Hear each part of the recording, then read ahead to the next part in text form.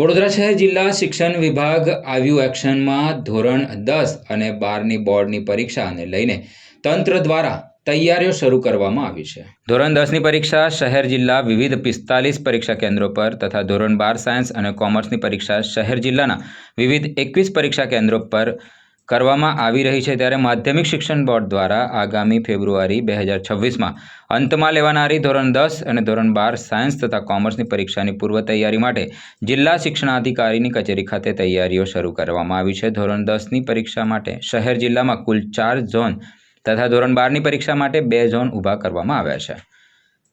ધોરણ 10ની પરીક્ષા વિવિધ 45 કેન્દ્રો પર અંદાજિત 156 બિલ્ડિંગ્સ ખાતે લેવાશે, જ્યારે ધોરણ 12 સાયન્સ અને કોમર્સની પરીક્ષા માટે 21 પરીક્ષા કેન્દ્રો ઊભા કરવામાં આવ્યા છે।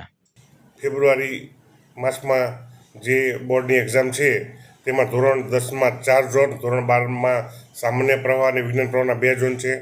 આમ જોવા જઈએ તો 156 બિલ્ડિંગ ઉપર 47,312 જેટલા વિદ્યાર્થીઓ પરીક્ષા આપવાના છે અને 12માં જોવા જઈએ તો 12 સામાન્ય પ્રવાહમાં 66 બિલ્ડિંગ ઉપર 20,493 જેટલા વિદ્યાર્થીઓ પરીક્ષા આપવાના છે।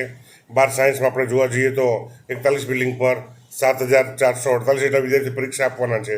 આમ આપણે સમગ્ર વડોદરામાં જોવા જઈએ તો ધોરણ 10 અને 12ના થઈને કુલ 75,453 જેટલા વિદ્યાર્થીઓ પરીક્ષા આપવાના છે। આપણે ટૂંક સમયમાં કાઉન્સિલિંગ સેન્ટર પણ આપણે ચાલુ કરવાના છીએ, જેમાં શિક્ષણવિદો, મનોચિકિત્સકો બાળકોને માર્ગદર્શન આપશે, એમના કોઈ પ્રશ્નો અને મૂંઝવણ હશે તો તેનું ઉકેલ પણ લાવશે।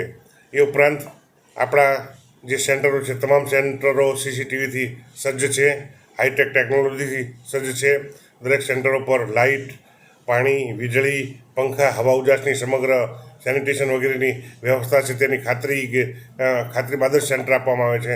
આમ વડોદરા જિલ્લામાં શાંતિપૂર્ણ માહોલમાં પરીક્ષા લેવાય એવું વહીવટીતંત્ર અને શિક્ષણ વિભાગનું આયોજન છે। Thank you.